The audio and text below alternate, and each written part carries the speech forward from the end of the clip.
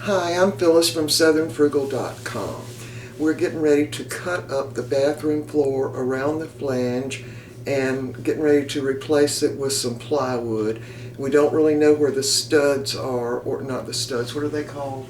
Joists. We don't know where the joists are. But anyway, Mr. Bucky's going to let me do this, and we've got a new saw, and it's a Rockwell, and I've got it set for 3/4 of an inch because that's what the plywood is.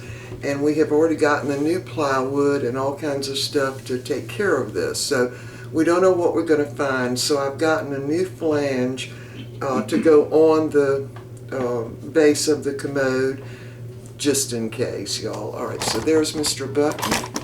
And he's going to stand by. Wait a minute, there you are. He's going to stand by while I do this. And so we're all learning, rather I'm learning. And so he's got to plug up the vacuum cleaner for me. This little attachment is going to attach onto the saw. Hopefully it'll pick up most all the sawdust, which will be good for me. Alright, so what we're going to do, let me turn this around so y'all can see. Sorry about the jiggling. Alright, so what we're going to do, I'm just going to cut along right here. Well, y'all couldn't see that, could you? I'm going to cut right along this. Well, you still can't see. Don't cut that on yet. I'm not ready. Alright, so we're going to cut along this line, and then I'm going to cut back this way a little bit and this way a little bit and pull some of it up and see what it looks like. Now I've got this little bowl which fits perfectly in there over this flange because I don't want anything to fall down into the sewage pipe. Now if I have to, I'll take off this flange and put on a new one. But anyway, we got to know what it looks like under there because we know that there's a heart pine floor under here, and that's 1/2 inch wood, so we're going to have to see what it looks like. We've got a great big piece of plywood in case we need it to just span the whole thing on this end of the floor. We don't know, so let me cut this off and we'll be right back because I don't want to have it on while I'm running this. We'll be right back. Alright, we've got down to the heart pine flooring, and sure enough, it's okay, y'all. Let me let you have a look. Right in here.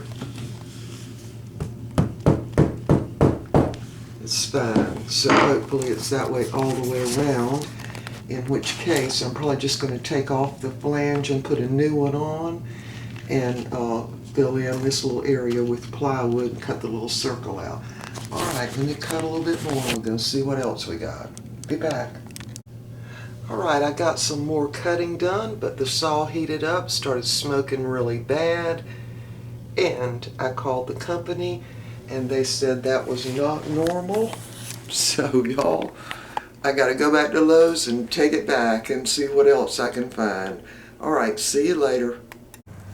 Hey y'all, well, we're back from Lowe's. I returned the saw, and of course after I called the company they said no, smoking that much was not normal for that little saw. It definitely smoked up the bathroom, so I'm going to have to wash the walls and the cabinets again to get that smell out of there. And I guess I'll have to wash my shower curtain and liner too. But anyway, I went back, and this time I went to the plumbing department, and my plumber friend was not there, and I had not asked him earlier what kind of saw to get. Mr. Bucky had told me he thought I needed a reciprocal saw, but I didn't want a reciprocal saw. I wanted one of those cute little miniature, really, skill saws with the blade about that big around. And I have actually got 4 sides cut, all except for a place about that far. And I was afraid to continue using the saw because it was smoking so much it was really scaring me. So anyway, Mr. Bucky was right. Reciprocal saw is what I needed. I've got to start listening to him more on tools. Anyway, so this is what I got. Just not an expensive reciprocal saw, just sort of a medium price one. But anyway, the plumber that was there, he's sort of a part-time plumber. He was full-time, but now he's part-time. He works for Lowe's part-time.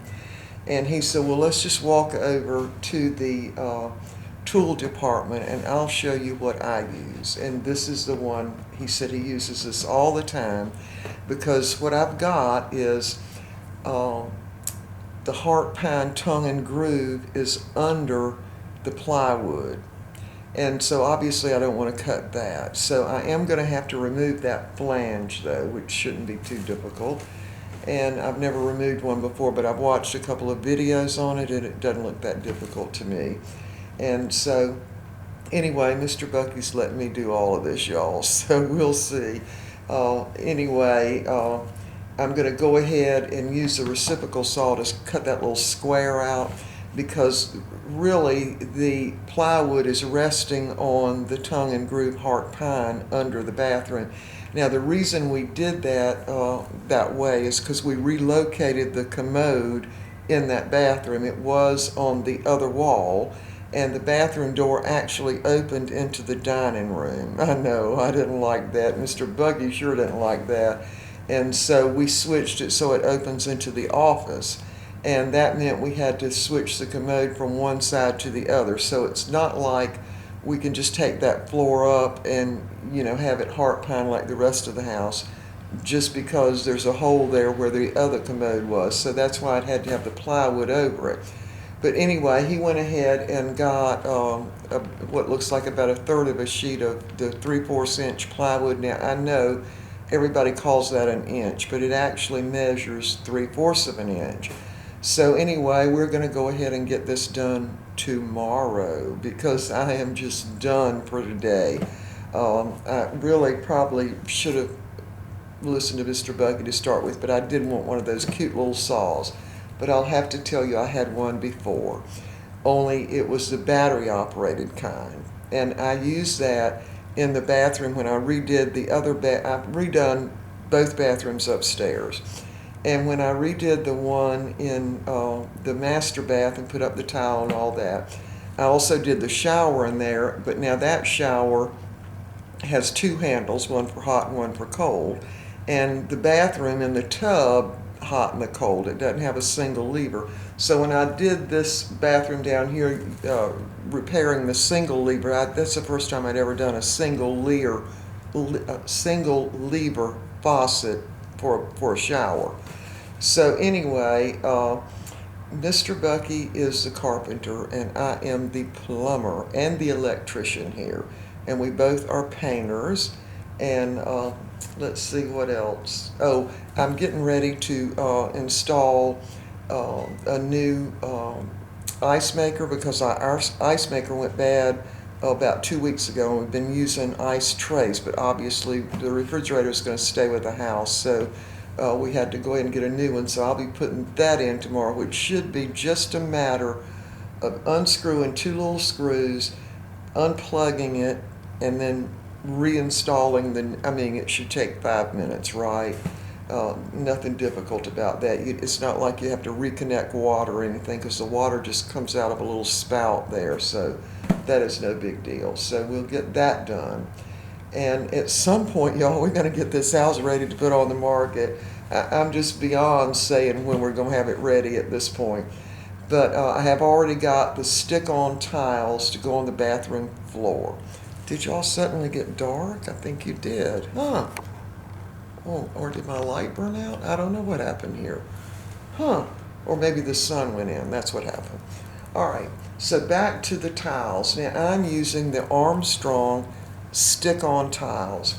And I tried those in the bathroom upstairs, the one that's got the bathtub. That's where I give the dogs a bath.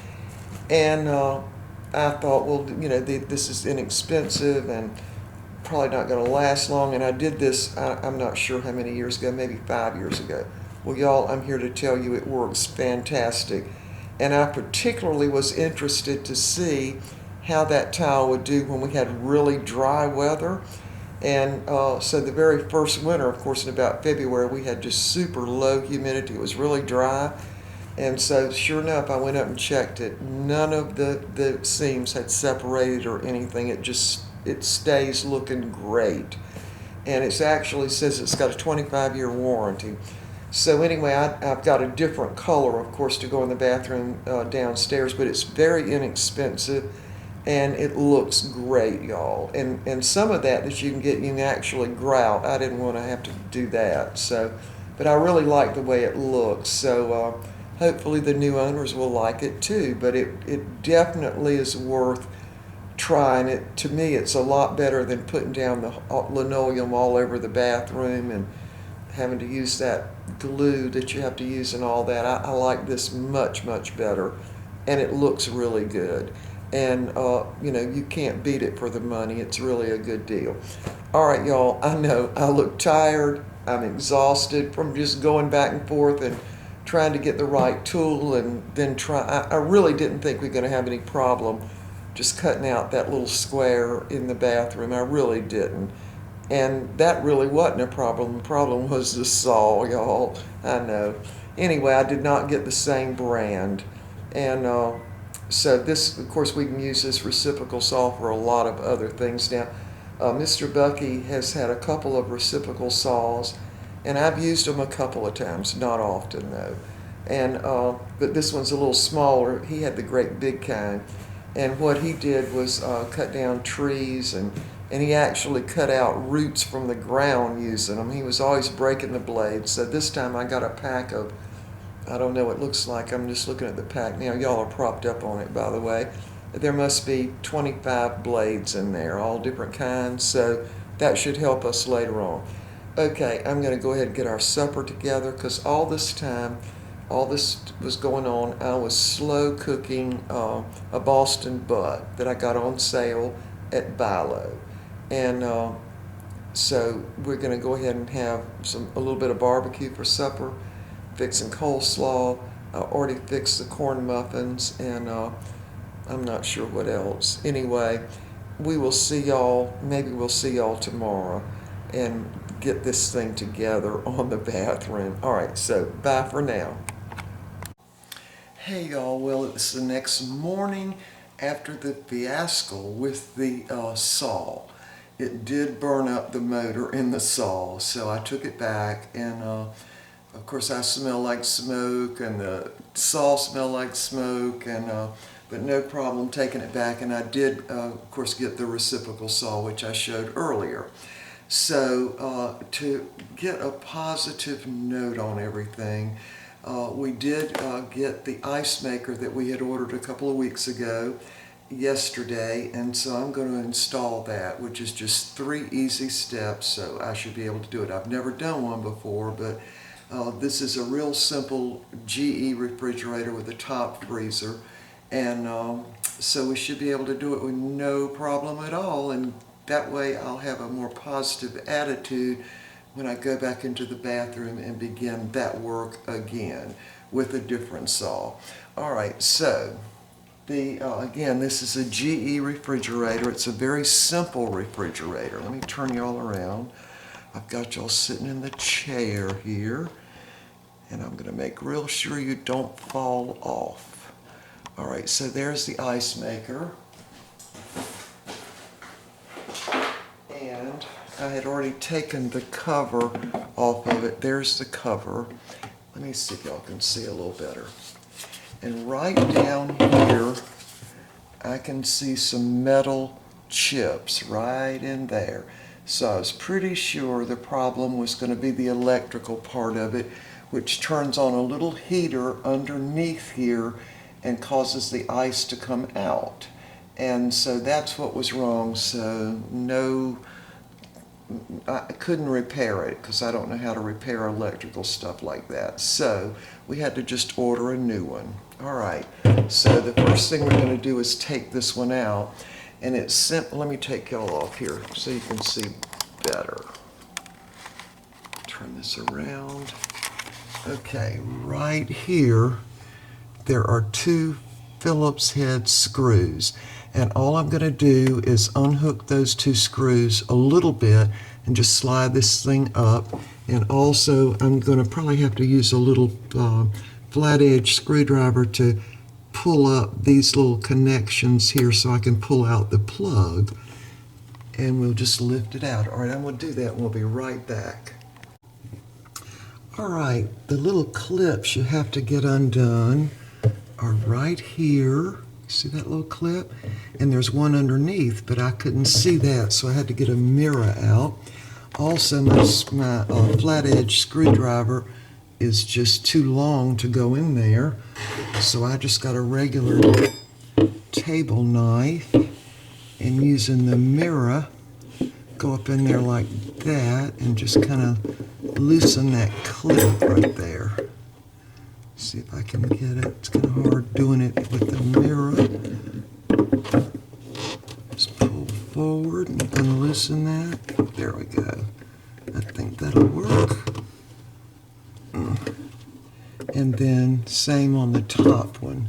Let's see if y'all can see that. You see that clip right there? That's what's holding that plug in. And that's the way you do it. See? It's all out. So I also unloosened these Phillips head screws enough that I can just raise it up and pull it out. So it should come right out now. So let's see. And there we go. We have removed it.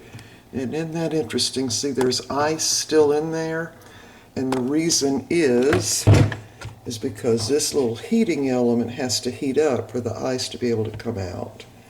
And that's what was broke, that little heat. It's almost like a heating element in an oven or a little cooktop, a little toaster oven thing. Anyway, so bye-bye. And you did us pretty good for a while, but then you quit working, so now you gotta go. All right, we're getting ready to attach the new one, so we'll be right back. Y'all see, here's where the water comes in, right here, and that's attached back in there. Now they sent me a new little tube, but it's too long for this refrigerator, so I'm gonna have to look in that little, well, let's just do that now. Let's just see if we can see in that little hole back there and see where that attaches. And I do see, it's right, can y'all see? You can't really see. No, you can't see in that hole. But anyway, I can see it. It's back there. All right, we'll be back. All right, while I was doing this, the fill tube just fell out. And I was trying to get it back in, and it doesn't really attach correctly. So I noticed they sent me another fill tube, but it's too long. So I'm going to call their 800 number and find out what to do next. We'll be back. Okay, I called GE. And they're telling me there's a little gasket in there, but I can't get to it. So I'm going to have to take this back section off, unhook the ice maker, and try again. We'll be back. All right, so I had to take that back off and that little part that covers the fan. And this is what I see. And the problem was this was pushed back all the way in. With it out, the tube fits right over it, no problem, like that. All right, so now we know. All right, got to put this back together, and we'll be right back. All right, I ended up having to take the whole back off and put it back on, which was a real pain. But that tube right there, the tube that it connects to had slipped back up in there. And of course I called them, and if the girl had known, she could have told me all I had to do was reach my finger up in there and pull it out. And they sent me a longer tube, but the little girl at GE did not know that. So anyway, it was a big hassle taking this back off and putting it back on. But anyway, we're ready to proceed now, so I'm going to just lift that up, connect it, and we'll be done. So hold on. All right, y'all, we got the ice maker attached, and I am just going to keep this little longer tube they gave me just in case. But so far it's running. I can tell it's getting ready to fill with water at some point here. And the refrigerator's running fine, plenty cold enough. And so I think I got us an ice maker. They did say it would take several hours for it to make ice for the first time. So we're good to go. All right, so let me talk to y'all a minute. Hold on. Let me turn this around. There we are. Okay, so what we're going to do is I'm going to go ahead and work in the bathroom. And I know several of y'all had asked if I would record all that. And I was planning to do that, but I've got a new saw, y'all. And I don't want to have the camera in there when all that's going on. So we're going to go ahead and cut that little section out, cut a new piece of plywood to go in there. I'll most likely go ahead and put on a new flange. Well, I really have no choice. I've got to put on a new flange on that commode. And there are plenty of videos on the internet about putting on a new flange. It's not that difficult.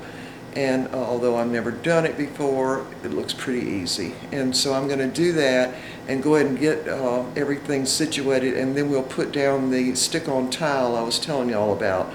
That might be a couple of days from now, though. So anyway, so yeah, we'll see y'all next time. Bye now.